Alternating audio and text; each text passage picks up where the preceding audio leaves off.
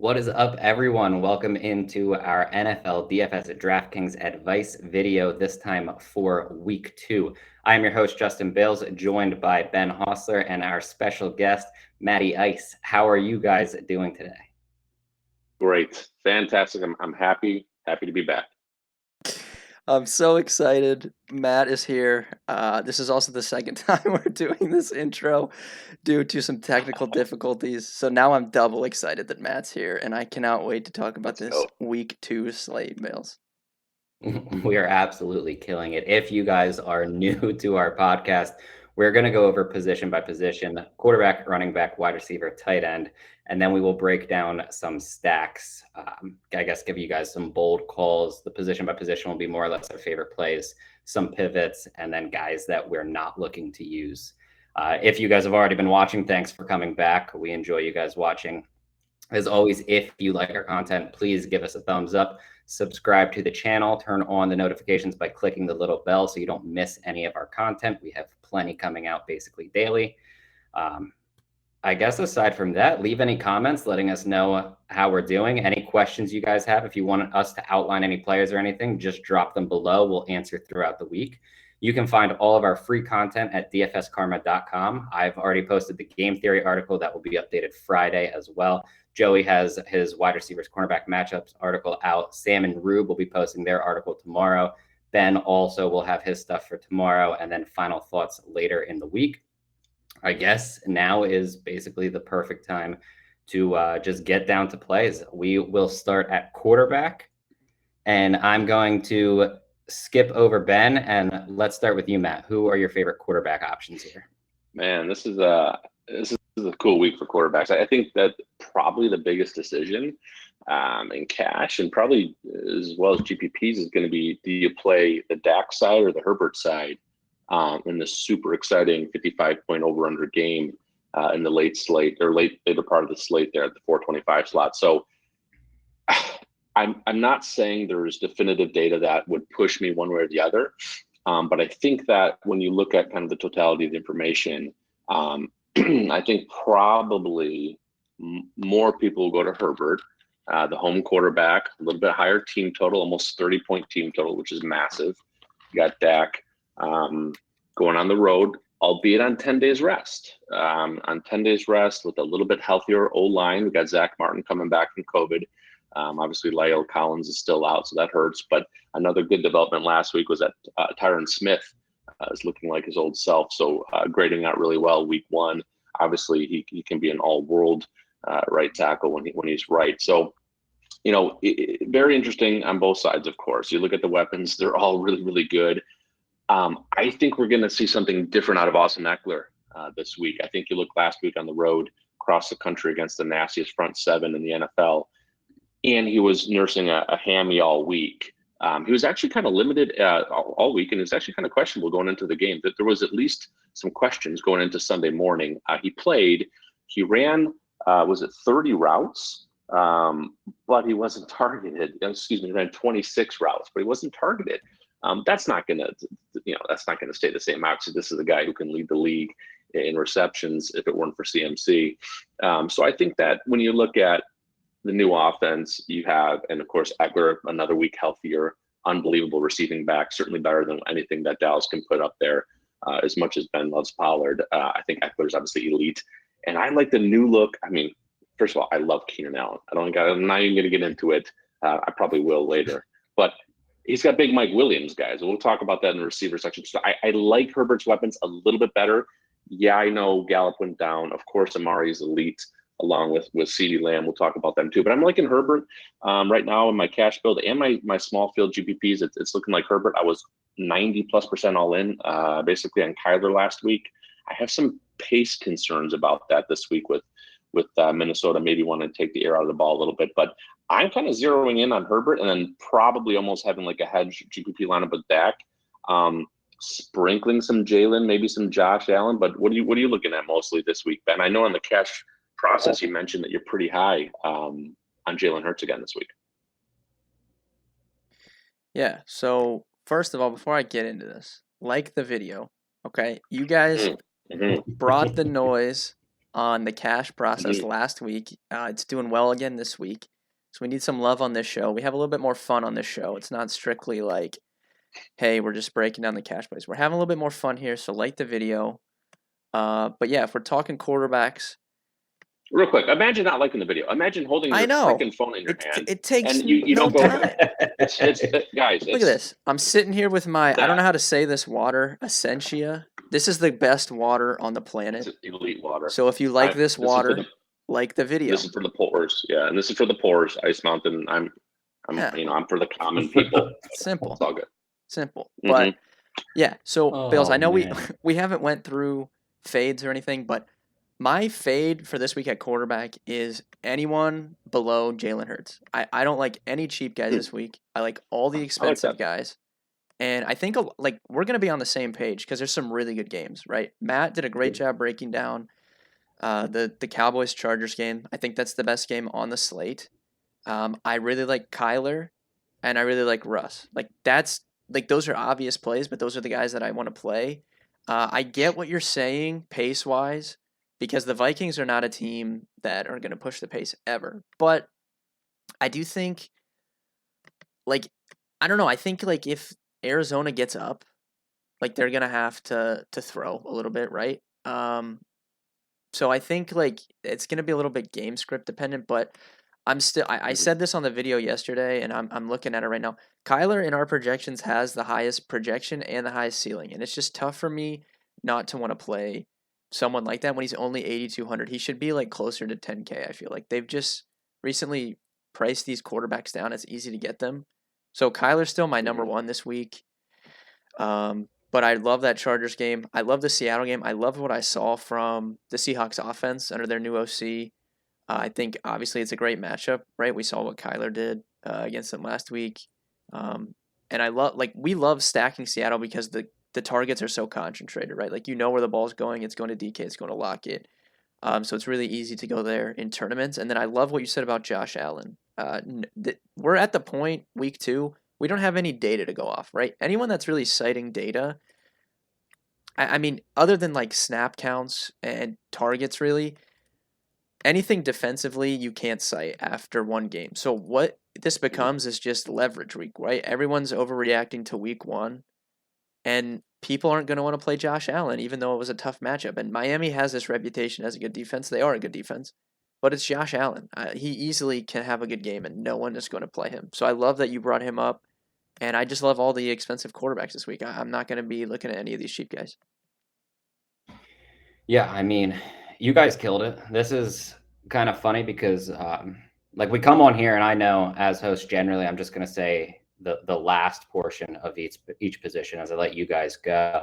And I thought to myself, I need to come up with a lot of quarterbacks just in case you guys take the majority of them. And it turns out you took literally all but one of my quarterbacks that I was going to say. So one thing that I will point out for Josh Allen is I believe he had roughly 36% of Buffalo's rushing attempts last week as a quarterback, which is just absolutely ridiculous.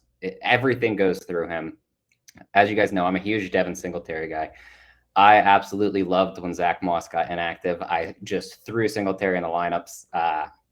It didn't work out that great. He actually wasn't that bad of a play, to be honest. But Josh Allen, it's him.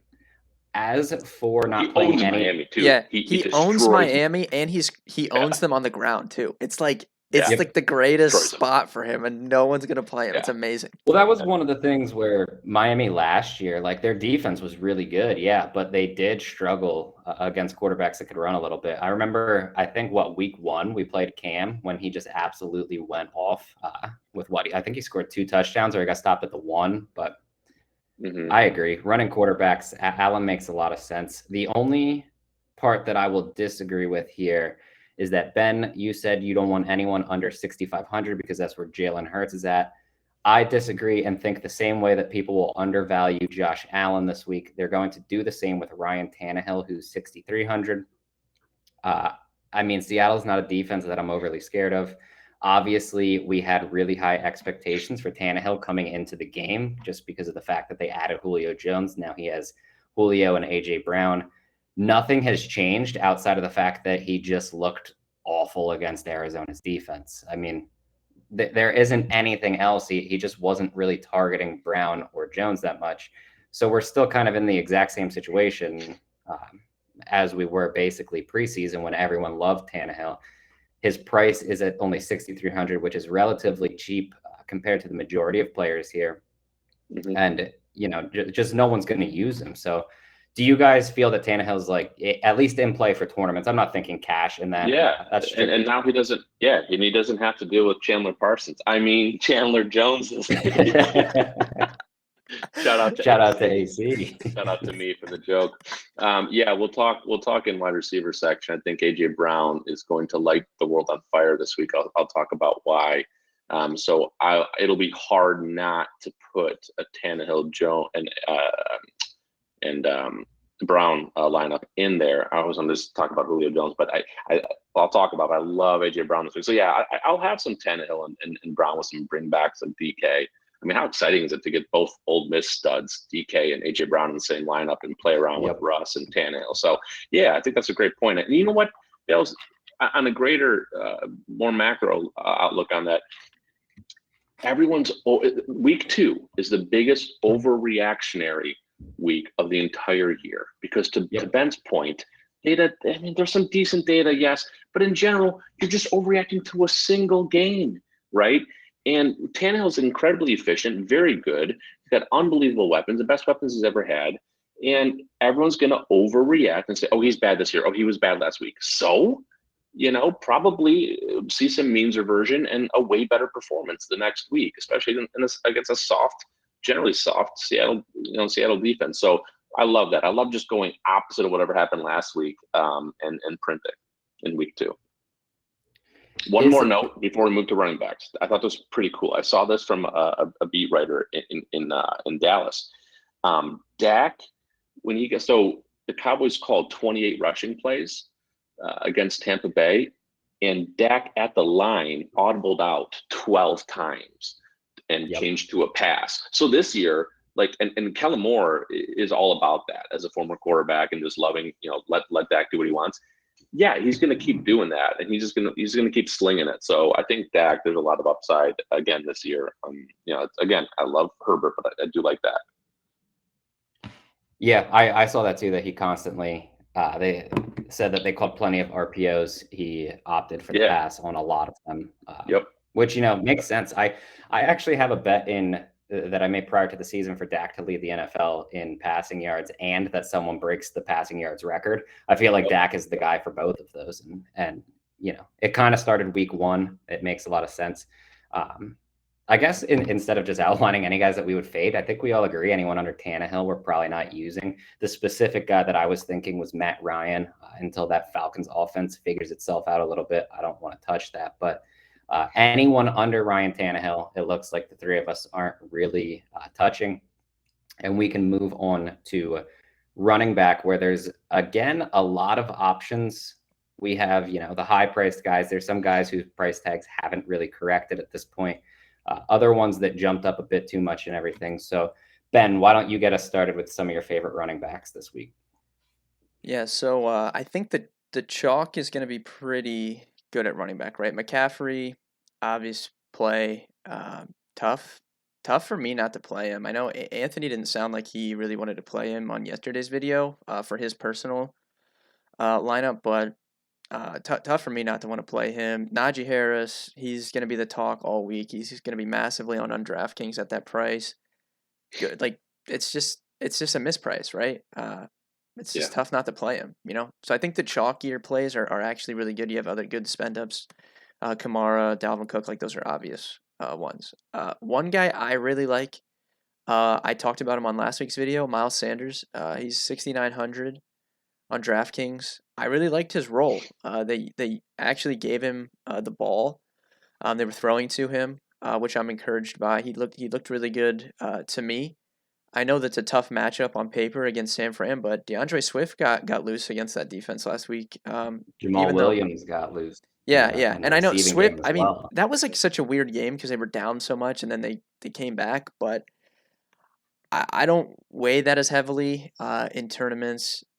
Gainwell did have that touchdown called back, but most of his stuff came in like the later parts of that game when it was out of hand, right? So I feel secure in Miles Sanders' role. I like him again in tournaments this week. And then I think the other one for me for tournaments is Daryl Henderson. So I think like Zeke at 62 is a great play for like cash games. But I mean, you can pivot to someone like Henderson for cheaper. Everyone's talking about Najee Harris played every snap. Like Daryl Henderson played almost every snap, right? Sony Michel barely came in. I'm sure like his role will grow a little bit as the season goes on, but I think especially early on, Henderson's going to dominate the work again. I like his like it again. Just seems like a clear misprice to me on DraftKings, and like those are two guys in the mid tier that I think you can play pretty confidently on DraftKings this week. I like it. 100%. The other thing about Henderson is that I believe it's like top 5 in the NFL in carries inside the 10.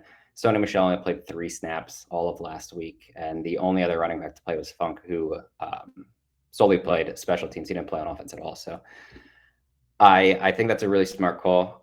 We can move over to Matt. Who are you looking at here at running back? Yeah, I think a lot of the popular guys I don't mind. I think Najee, like everything is setting up for him. I get it. Ran a lot of routes, caught a few balls. You got all the work, obviously, and you got a short week. Raiders team after Monday Night Football, played OT. Didn't they go to OT? Yeah, they went to OT.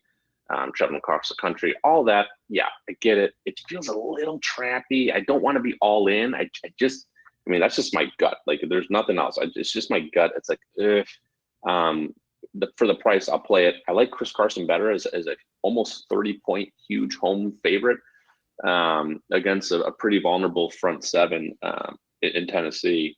And I think, boy, just look at the look test. You look at Chris Carson run, dude, it's fast and violent and just a one-cut old school runner, just really, really good. And if you give Pete Carroll a reason to run, I mean, he's just going to do it all day. So I like mixing in Carson. My favorite under the radar running back this week, shout out to AC, is actually Nick Chubb. I think, and I want to play a lot of him in GPPs. Like my biggest dollar GPPs is going to have Nick Chubb in it because no one's going to play him. And people have these stupid rules where they say, oh, you play Nick Chubb on FanDuel, not DraftKings. Why? So when he does 120 and 2 touchdowns and 2 or 3 receptions, you're upset about 30 points. Like, what are you talking about? Because he catches 2 balls, not 4. I mean, this has to be the biggest advantage for running the ball from an O-line to a D-line that we'll see all year. After week 1, PFF ranks Cleveland number 1, their O-line, and it's not close. And Houston is bottom of the barrel. At home, big home favorites, lost a close game in KC. They really want this win. And too many people worry about the Kareem Hunt splits.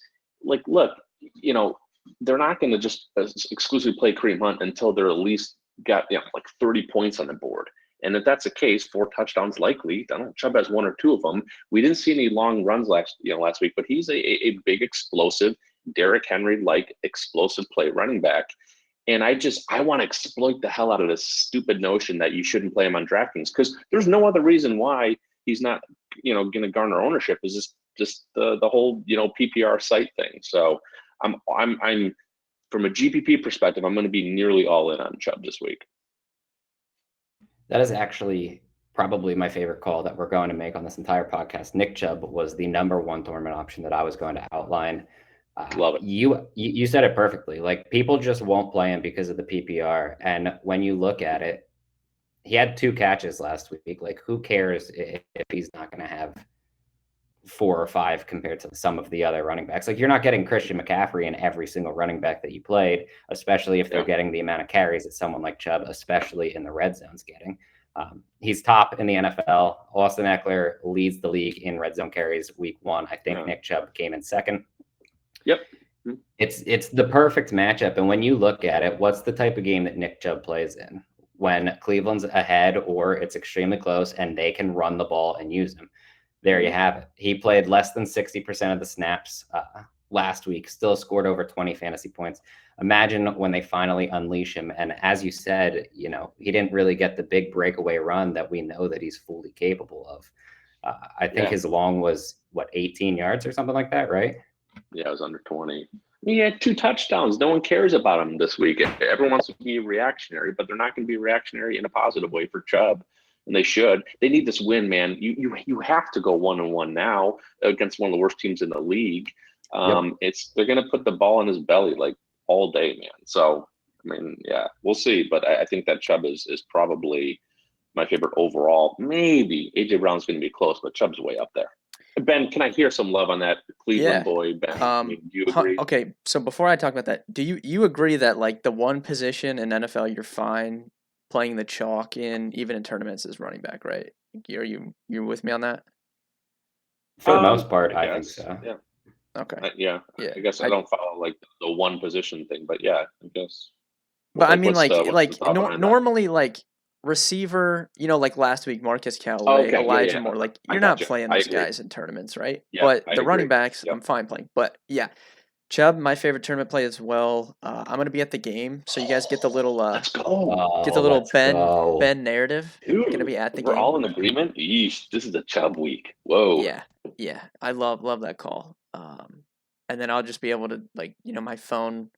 I don't know. Anthony says when he goes to Browns games, his phone doesn't work. I don't know what sense that makes. I've never heard of such a thing. He's like, dude, No, phones don't work at football stadiums. You know, I don't. that's He always that's a I normal mean, thing. I've been to games before. I went last season, but I've never had this issue. He tells me like I'm gonna be at the game. I won't be able to check any scores. My phone won't work. It's because he's drunk, dude. What do you mean? No, he's. Read around. I'm on Anthony's side. He I've acts like been his to phone games where I doesn't have work. not been drunk, All and right. my phone has not Well, worked. I went to week 17 against the Steelers last week. My phone worked fine. So I don't know. We'll see. But if not, I now have Chubb in my lineup, so I'll just be able to watch him live. So that's a good call. Before we move on, I want to bring up these other two cheap guys real quick. Matt, Bales, both of you. What's your guys' opinions on Mike Davis and Chase Edmonds? Like those are two other cheap guys I think are like they got a lot of usage. Davis especially, which we kind of knew was going to happen when they ruled out Gallman on Sunday morning. Obviously, that's like the nut low matchup, right, against the Bucks. But he'll catch passes. So I'm just interested in tournaments. What you guys' takes are. I'm fading Mike Davis. I don't think he's that good. I think that Atlanta is really big issues on the O line. Matt Ryan was the most pressured quarterback in the preseason. It followed through to week 1. Of course, it doesn't look good for the Falcons, really. And then Edmonds, I don't get it. I know AC mentioned it. I hate it. I mean, they basically almost even split the snaps in week 1. James Conner got a lot of the carries down deep in the money zone. And I don't see Chase Edmonds getting a bunch of pass looks, and I don't see them trailing in a big way to Minnesota, really. And just by the makeup of that team, Kyler gets a lot of the red zone rushes as well. I look. I know Chase Edmonds is physically gifted. He's fast. He's shifty. I think with Connor, them wanting to make good on their investment and giving him half the carries, you got Kyler, who's a massive red zone threat from a running perspective. I just don't see it at all with Edmonds. I don't know. I don't know if I'm missing something. The offense is great, but I don't think he's got that much of a place at this point. Yeah, for me, I think Mike Davis is going to be viable at times. I thought that he was a fine play last week. I don't think against a team like Tampa Bay, when you know how bad Atlanta's offensive line is and just how good their front is against the run specifically. I just don't really think that Mike Davis is the guy this week. As for Chase Edmonds, I think there's going to be weeks to use him. I think he's fine if you want to take your shot in tournament because he's so cheap. But at the same time, James Conner had 4 carries inside the red zone. Obviously, Kyler is always an option when you get deep. Or I guess when you get that deep down the field. But on top of it, they're going to be throwing the ball to DeAndre Hopkins, getting him some one-on-one looks in the end zone as well. So yeah, it's just kind of tough to project that much for him. So you're kind of hoping that like he leaks out of the backfield and catches a touchdown or something like that. He had 100 yards last week, right? Like not rushing, because they're up by 1,000,000 points. They put the balls in their they hand it off like 28 times. I mean, that's never going to happen. But I don't think that they threw the ball after in like the fourth quarter or like even halfway through the third. The 50-50 split is baked into his price tag, right? He's 4,800 on DraftKings. That's like so cheap. I'll say this. Let And me say this. you're not On- playing from him a- for like a goal line role, right? Like I'm not expecting him to I know, score I a know, I touchdown. But from an onslaught perspective, team stack fine. But if you're going to play one-offs Edmonds, you're effectively shorting the D-Hop and Kyler market, which is like so unbelievable as from a scoring standpoint. So like, I guess in a big team stack, maybe I would just rather play him, against Dallas, or where you expect a back and forth ping pong type of battle. Against Minnesota, yeah. I mean, could what we I see know it? it We like could. we can't overreact in one game, but I did not like Joe Mixon at all last week.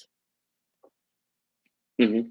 Yeah, I mean, he Joe looks Mixon. he caught some passes. I mean, obviously he had a really good game, but I don't think the Yeah. matchup wasn't as bad as Yeah, I thought it was going to be going into that game. What do you have? 30 touches? I think he had 30 touches. I think he led the league.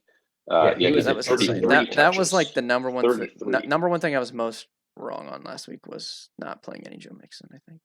Mm-hmm. I think. Yeah, he's a skilled guy. I like him. Yeah, I think Mixon's solid again, just because of the workhorse role, basically until or if he gets injured at some point, which let's hope he doesn't. But history hasn't been kind to him in terms of injuries. I think that Miles Sanders really interesting, like you talked about, as a pivot off of him, because people probably will see the workload and just play Mixon if they're sitting around that price point. The cheap guy that I wanted to outline that I feel like is kind of in a weird spot where, again, he kind of fits the Nick Chubb mold where people aren't going to play him because he doesn't really catch the ball that much. But even if you get a couple, which he had 2 receptions last week on 3 targets, it's just going to be Damian Harris. And I know that a lot of people are really worried because he fumbled late in the game and they feel like Bill Belichick's really going to prove a point by not giving him the ball and everything. But when you look at his workload, he had 23 carries, 3 targets, turned that into 2 receptions, over 100 yards. He had 100 on the ground. Nothing came in the end zone with that game being so low scoring. But are we really that afraid of the Jets, especially with New England being relatively large favorites?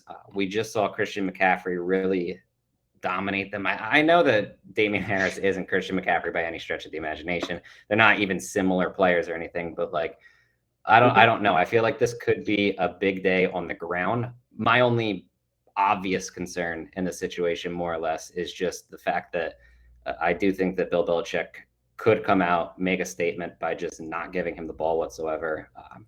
But what do you guys feel any type of way about Damian Harris, or I love are you even just like, love him. Yeah, I love him. I had him in my main GPP last week. I mean, he alone basically won me over $1,000 just on that lineup. He was 2% owned in the 555. He was the second highest rated pure runner by PFF last year. You look at him, he's just good. His second carry of the game, he had like 37-yard carry. They're a top 5 offensive line.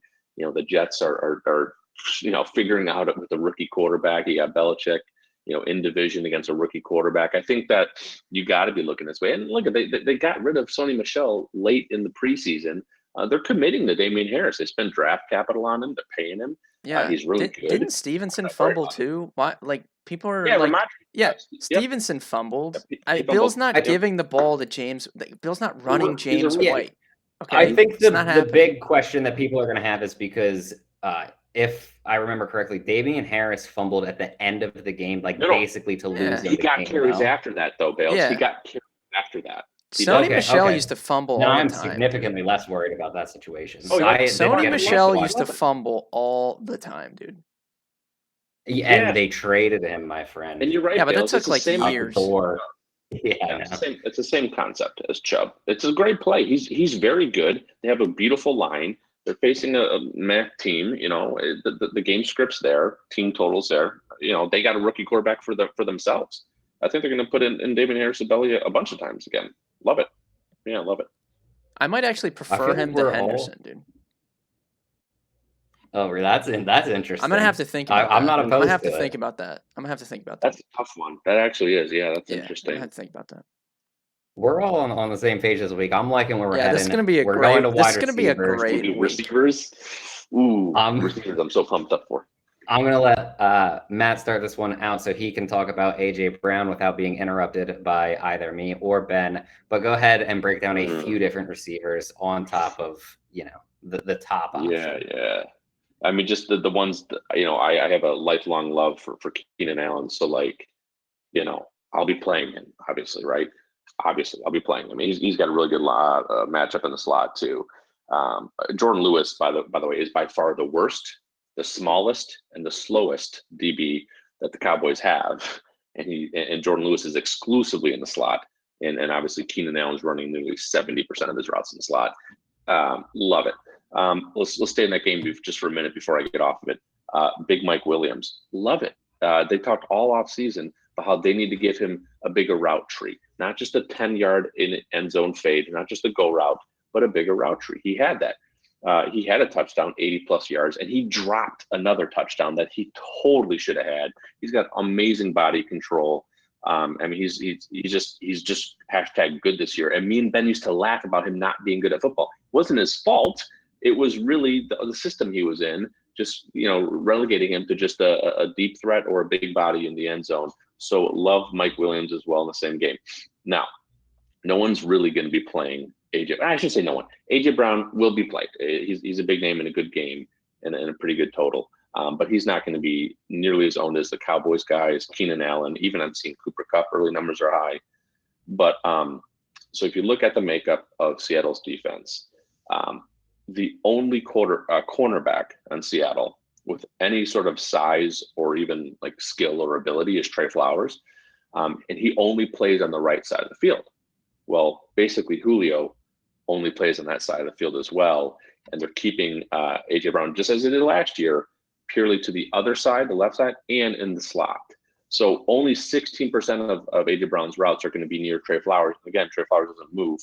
So AJ Brown is going to spend 85+% of his routes against two corners that are both 5'9" and bad and slow. He's literally bigger, faster, and better than the two shrimps that he's going to be going up against. You got him on the road, the trusted big body receiver for Tannehill, who's got to make it right after last week's dud. I think AJ Brown is going to go ham this week. You're going to have efficient Russ, with these quick drives, getting the ball back into the hands of the opposite team, because Russ is just one of the most efficient quarterbacks we've ever seen.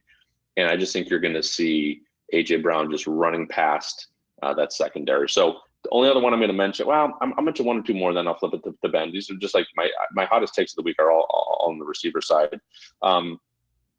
I would look at, I know, and people are going to play him anyways, but Jamar Chase is a really good matchup in Chicago. Jalen Johnson is the only like decent corner, but Jalen Johnson was the guy that whoever Van Jefferson is, right? Van Jefferson was running by for a 67-yard bomb on the third play in Matt Stafford's career on the Rams. Again, whoever Van Jefferson is, running by the only hope that Chicago has in the secondary, and you have Jamar Chase going to be practically exclusively lining up against Jalen Johnson. Love that. And then this one is going to get Ben extremely excited. But I actually like Cole Beasley this week, so I bet you Ben is like fist pumping right now. But here's again, Beasley, he saw 13 targets last week because again, Josh Allen's just going to just chuck it. He ran the second most routes in the NFL, and he's going to avoid Byron Jones and Xavier Howard, the two good corners on Miami, because he's going to be exclusively in the slot. And he actually even had a bad drop that does not like him. So I think he's a really good PPR play, cash play. Last one I'll mention, seriously, the last one is going to be Devontae Smith. I didn't play Devontae last week. I wasn't on it. I didn't play Hurts, but I'm going to play Hurts and Devontae this week. My God, San Fran had a bottom 10 secondary or so. They just lost their best cornerback in Jason Verrett against the Lions last week. He just destroyed his ACL. So now they lost their top corner, and they're already not that good. And Devontae Smith is going to have time because obviously, Philly's got a great O-line. He's going to have time for his routes to develop. He led the team in routes and targets and catches and everything. So I love Devontae Smith. I got to plug my computer in. Ben, flip it to you anyways. I'll be right back. All right. Yeah. So that was a great call on Devonta Smith. I played him in tournaments last week for week 1. I think, Bales, I don't know if this is a hot take. I think in terms of just release off the line of scrimmage, I think he's like top 6 or 7 already. Probably. And he's played He's one game. he's that good off good. the I mean, line. he's always open. It's crazy. So I like that call. But yeah, I mean, the top of receivers is so good this week, and it's gonna be like a stack week, which it should be every week in tournaments. But if I'm playing Russ, I'm gonna play DK and Lockett. If I'm playing Dak, you could play Amari and CD. If you're playing Herbert, you could play Keenan Allen, Mike Williams. Matt did a great job breaking down those two, and we do need to mention that Dallas could be without pretty much their top 2 pass rushers in this game, right? DeMarcus Ware is out, confirmed, and I'm assuming. Well, what was that, Anthony? Oh yeah, Did you dude. say Okay, don't. DeMarcus Yeah, Ware is don't, out? don't. Yeah, you better believe he's Oh out. no, he's I didn't even hear that. he's rubbing off on me. Randy Oh, Gregory, I man. don't think he's gonna play because if you've noticed what's been happening with like the whole COVID thing, like Tyrann Mathieu did not play last week, even though he got Mhm. cleared close to the weekend, and happened in a couple other spots as well. So I'm Yeah, Randy assuming, Gregory's out. yeah, I'm assuming he's not going to play either. So that just further boosts the matchup Mike Williams. for Dallas or for San Diego. Yeah, and that's a definite boost for Mike Williams. So like the Dude, Ben, top real of quick receiver is so good. Go Dude, ahead. think about this. So the San Diego, and here I go, San Diego. The Chargers' new look O-line, dude, their new like improved O-line. They went on the road to the best front 7 in the NFL in Washington, and somehow Herbert was the least pressured quarterback of Week 1 on pressures per dropback. Yeah, It was like 29% or something. No one else was even 12% close. pressure. 12%. He was pressure on 12% versus 50% for Zach Wilson, 62 for Ryan Fitzpatrick, 46 for Russ. He was not touched against the greatest front in the league. Now he gets to be at home against Dallas, who's a brutal pass rush, who just lost their starting left DN. So, like, dude, he's gonna have all day. This is making me want to play more Big Mike now with all that time for his deeper routes to develop. Ooh, baby, Big Mike. Could be a Big Mike week. I completely agree. And then we have to mention, I don't know where this is going to end up on my final player pool, but we didn't even talk about Brady at quarterback. Huge team total. So if you're playing him, you can pick out two of his receivers. It's a great week to play tournaments. Great week to stack up these guys. Yeah, I mean, I think Matt covered it pretty well. I love your call on Chase. I brought him up on yesterday's video. What is DraftKings doing with that price, man? $5K? That's ridiculous. Yeah. So let me ask you this. Let me ask you if you guys think I have Tampa Bay figured out right, because the way I think they're going to run this year, no pun intended, the way they're going to run their offense is that they're going to let Brady get to 30 points, usually mostly through the air, because that's where all the talent and all the skill and all the money is in the receiving option, not the running backs. Basically, like, let him get up. They're not going to like take their foot off the gas if they score 21 points. Get to like 30 plus points and then figure out after that. So it's going to be mostly through the air. And when I look at those 3 receivers, obviously they're all good, but like I look at God, dude, this is the 4th straight regular season game with a touchdown with Godwin. He missed half of his first 8 games with Brady. He was, just for health reasons, he missed a bunch of games, but now he's played like 13 or 14 straight games with Brady, 4 straight games with the Tutty. He had a touchdown last week, and then he fumbled at the goal line. He should have had 2 touchdowns last week. I think Godwin, especially in the slot, against a horrible secondary, like, people are not going to play him, but like, he's so consistent. Yeah, I agree. Yeah, that's a good call. If I'm playing one of Tampa Bay's receivers, it's Chris Godwin. Okay. Yeah. I will say I'm playing Rondale Moore again, at least in tournaments. I like him again at his price. But for as far as like a pivot goes, Bills, the one guy that I think is a really, really good tournament play, 6,400 Deontay Johnson. So everyone's playing Najee, which we kind of went over. So I don't know if many people will be looking at the passing game, especially because you have to siphon through him and Chase Claypool and Juju. But Deontay's the guy, right? He's always been the guy when he's healthy. He's always been the number one, and I think that's still cheap for him, right? And he's right in that range with the Dallas guys, the same price as CD. only You got to 600 break down Dallas, cheaper. dude. Yeah. Come on, Ben. You got to help us figure out who do you play? Amari? Do you play? Well, I think CD? it Do you was mix in really Cedric Wilson. one thing I was really surprised about watching that game was everyone just assumed going into the game that CD was the slot receiver because that's what he was last year. Mhm. But they like evenly split it. They were mixing it around.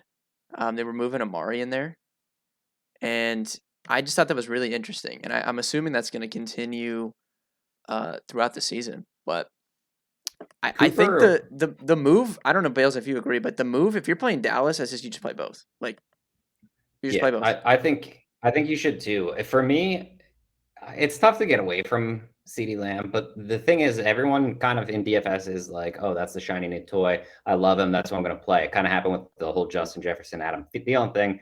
Thielen consistently produced. Everyone absolutely loved Jefferson. That's just kind of where it's taken. And when you look at what Amari Cooper did last year with Dak before he got hurt, I mean, Amari Cooper was absolutely torching defenses. Then week one happens this week, and I know that I played Amari Cooper. I know a ton of people played him because it was just a showdown slate. But CeeDee Lamb came out with the higher ownership, and it just seems kind of weird to me. Like, don't get me wrong, CeeDee Lamb, elite talent, but it still feels like Amari Cooper's kind of the number one. And if he's going to be the lower owned between the two, I'm just going to take that shot. You know what I mean? It just makes sense to take the shot on the lower owned guy of the duo. Yeah, dude, this is an Yeah, insane week, man. We've talked about so many that's smart. spots, and they're all so good. This is such a fun I slate. know.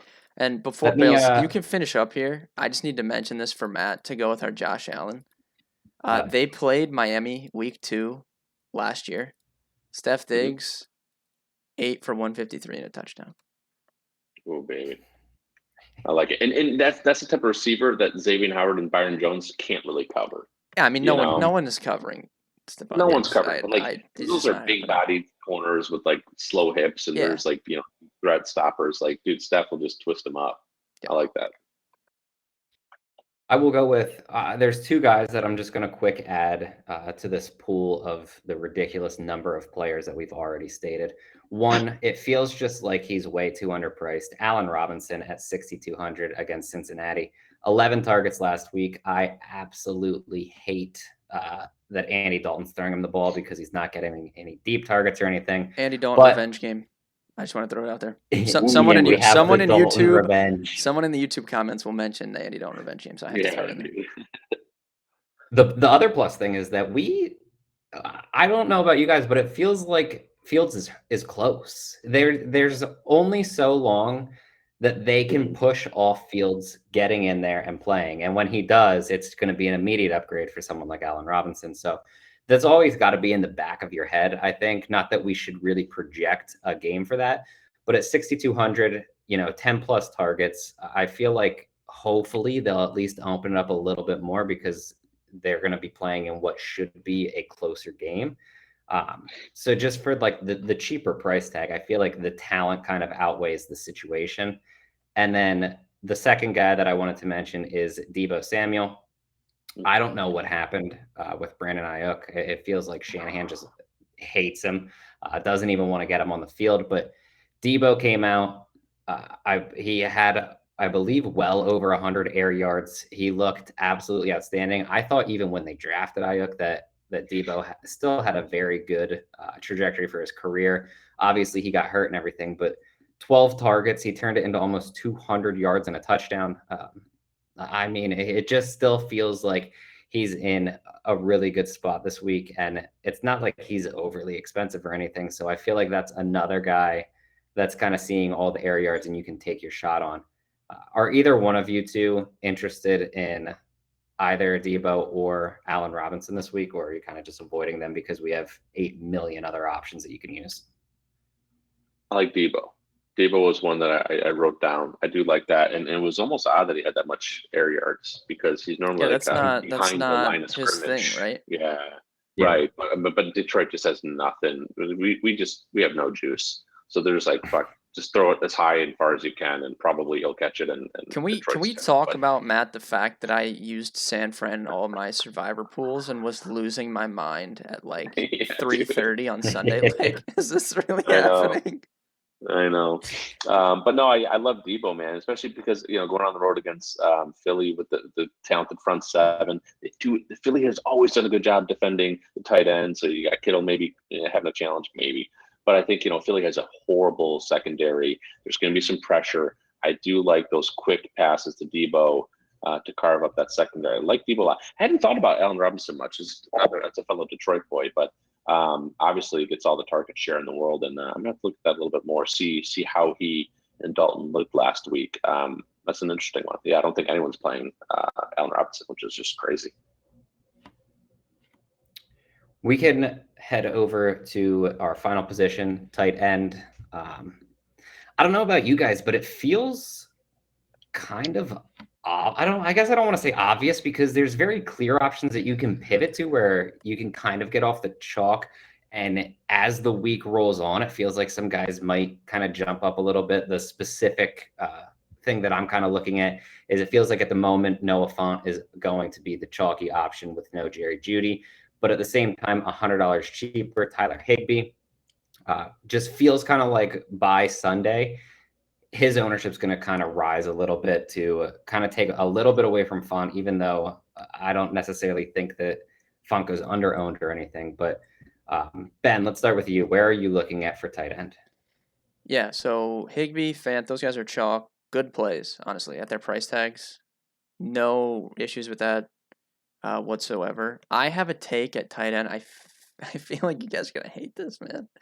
But since I'm probably I don't play enough lineups to get to like a lot of these plays, right? Like I play 4 or 5 lineups.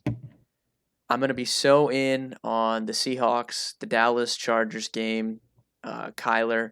I'm not gonna get any of those Tampa receivers because I'm probably not like it. I know Brady can absolutely smash, 100%. Like he can throw 5 touchdowns every game, but he just doesn't have the rushing. And it's just tough for me to play him over those guys when he's closely priced. So my take at tight end is just to play Gronk because I'm not going to play any of those wide receivers. Why can he not score touchdowns like that every game? He can. They're going to throw him the ball in the end zone. And at that point, if you score a touchdown at tight end, you're going to be like top 5, especially with Kelsey on Sunday night, not on the slate. I'm going to play Gronk. I'm going to play some Gronk this week, I think. Interesting. Man, it's just boy, there's so many targets. OJ Howard, I think he ran 1 route last week.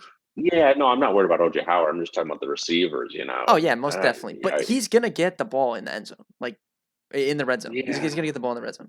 He's gonna get a couple looks every game. And it's early in the season when he's healthy. He's healthy. Yeah. Atlanta is so Ben bad, starting man. To talk Matt into it's like, dude, it's a good play. I don't because like then you can get some exposure to the massive team total, and I don't have to sacrifice Keenan Allen. I don't have to sacrifice any of the receivers I want to play in my stacks, and I can still get exposure to that huge team total. And he's just close enough. Yeah. He's just close enough to Higbee and Fant that he's not. I mean, I'm looking at our projections right now. Right. Sam has him at 3% owned right now. I mean, dude. Devil's advocate though. Body completely broken. Is there a reason for them to waste a Gronk game on the Falcons? No, sure, Gronk, will they throw Brady, to him in the end zone? What does Brady love more than just throwing to his boy?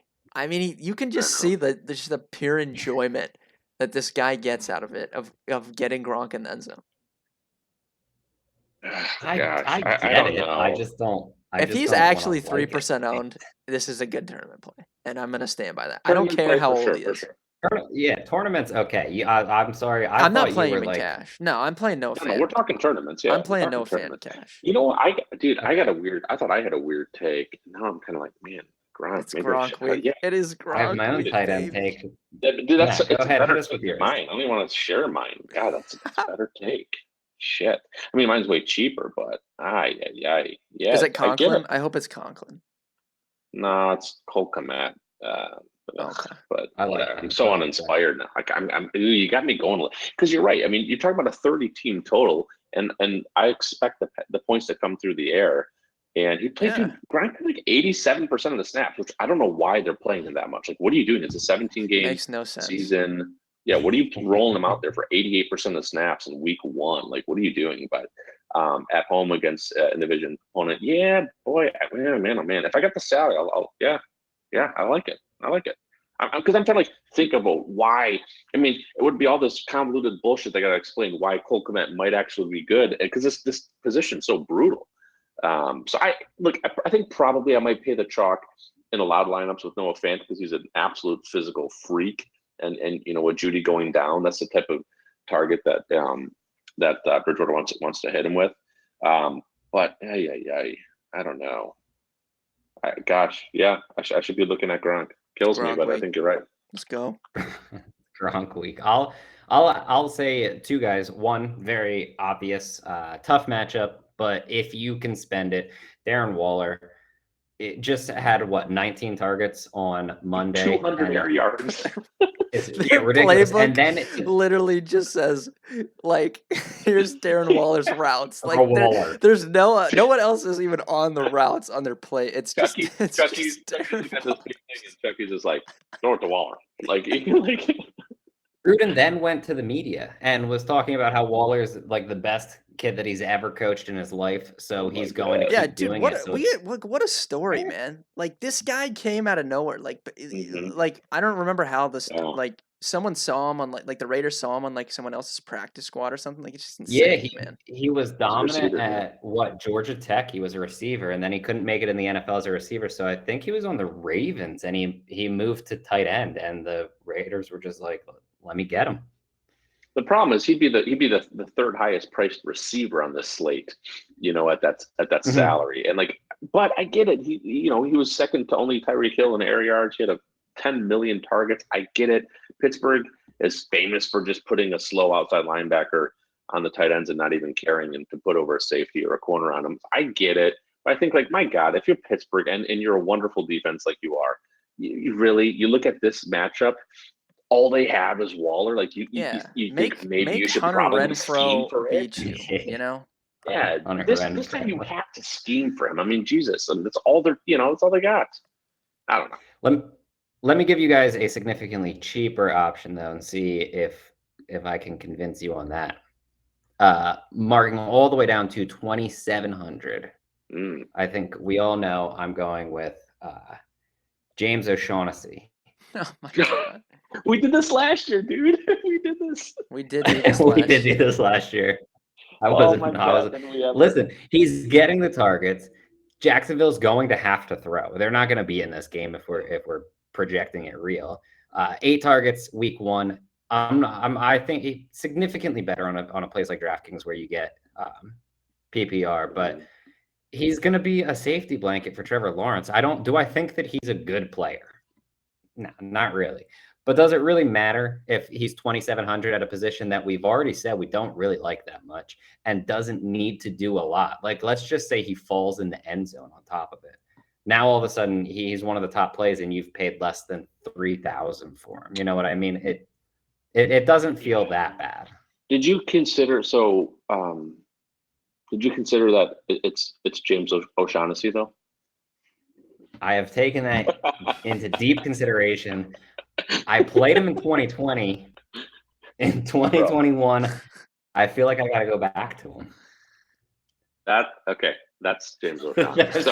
That's the face of someone that's going to win someone $1 million. Look, he's holding in poop, but you can do that, right? You can play that, and that's okay. Oh man! But you can also play Conklin for how much more? Conklin's priced up a little bit more. Is he? I thought he was 32 this week. Is he not? Yeah, if I'm dip into the depths, the bowels of tight end, I'm going Conklin. 100%. But okay, to be fair, you're right. He played a lot of snaps. He had 8 targets. I get it. Yeah, I would say it's because they were down so much, but man, they're gonna just be down so much every It's coming again. Yeah, see, that's why I was tilting the San Fran thing so much, because I knew that other game was a trap and I wasn't touching, and they start blowing that lead. I'm like, what's going on here? But yeah, dude, Jacksonville's so bad, man, so bad. Yeah. All right. We got to finish up with stacks, right, Bills? Yeah, we got some stacks that we're going to go over, followed by a few bold calls, and we will get you guys done with our podcast for the week. So, Matty Ice, the final thing, you know that we're starting it with you. Take us through the stacks you like. I like the obvious ones, but not being afraid to double stack with Keenan Allen and Big Mike Williams, or bet on a return, kind of a means reversion to the receiving work for Eckler and go a Herbert, Eckler, and then pick your receiver. So double stacking with Eckler. And then, of course, I like the run back, picking your CeeDee Lamb or your Amari. Of course, I like doing that. I think most people just do the classic single stack and maybe not even a bring back. And then, like I mentioned, I really like involving AJ Brown and some combination of Seattle receivers. Probably it's too hard to resist putting DK Metcalf in there with AJ Brown, and kind of mixing it up there. I know this, like, you run the analytics and it's not optimal, but I don't care because on the grand scheme of things it's not. But is there anything wrong? And I think Ben will agree. Is there anything wrong running Russ, Carson, DK, basically getting every touchdown? No, of course, other than Lockett, running those three and then the AJ Brown bring back. I mean, is it that bad? And we know that Carson can get 4 to 5 grabs on a good day. No, I don't think that's bad at all. Yeah, I'm okay with Like it, especially knowing that it's not out of the question that Chris Carson catches a few balls. Like, there's certain teams where I feel like you probably don't do it, but with Chris Carson, he does have the potential to even catch a touchdown, deep in the red zone. Yeah, I like it. Yeah, so I'll get weird. I'll probably do quarterback, running back, receiver with a bring back this week. Those are my 2 favorite spots. I like that a lot. Ben, what are you looking at for stacks? Yeah, a lot of what we already discussed. I like the Chargers double stack, like Matt just talked about. I like the Seahawks double stack. I like the Arizona double stack, man. I think you use Hopkins and Rondale Moore. Rondale, yeah, I like it. Especially because Rondale was such I feel like a bad tournament play last week because he was going to be so high owned. This week, I think he's much better in tournaments. So that's really what I'm going with, man. I really like those. They're obvious. Dallas too, like, throw them in there, obviously. But yeah, like, I feel like the obvious spots are obvious for a reason. Mm-hmm. Yep, you guys nailed it. I'll add one more. I want to say kind of less obvious, I guess, a little bit. But what if we run something like Jalen Hurts, stack him with Devonta Smith, and then bring it back with Deebo Samuel? Yeah, I love it. Yeah, absolutely. Yep. So there we have position by position stacks outlined quite a bit that we like. This was a relatively long video. Before we get out of here, Ben, give me a bold call for this week, and please no Mac Jones. No, like I said before we started this, Mac did look really good though. I was impressed by him, but I'm gonna go less.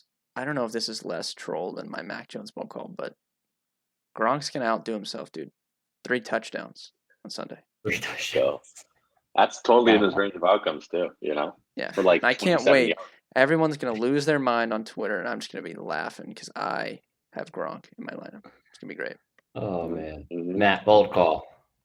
Bold call. I know I went crazy on AJ Brown today, but man, with the data on Dallas losing their starting edge defender, with the Chargers O-line just not giving up any pressure against Washington, I like Big Mike Williams to go eruption spot 120 and 2. So, big day for Mike Williams. Love that. Imagine scoring 1 less touchdown than Rob Gronkowski. Like, just imagine. Like, imagine he gets 2 and it's just no, I'm kidding. It's okay. still not all right, let's go ahead. I'm going to move to running back Nick Chubb, 150 and 2 minimum. That's right. Oh my god, dude, we've talked about so much on this video. I've forgotten how good of a play Nick Chubb was. Like, that feels like that was 2 hours ago we were talking about. Thank you, Bales. Don't forget. Yes, thank you. Courage, right? And play Chubb on DK. Love it. Yep. What a perfect ending. Love it. That does it for this week's podcast. We will be back again next week. Once again, dfskarma.com for all of our free content. The links are in the description below for anything that you could possibly need from us. You can get into our Discord for free at chatdfs.com. But until then, good week for week 2, and we hope to see you in our Discord.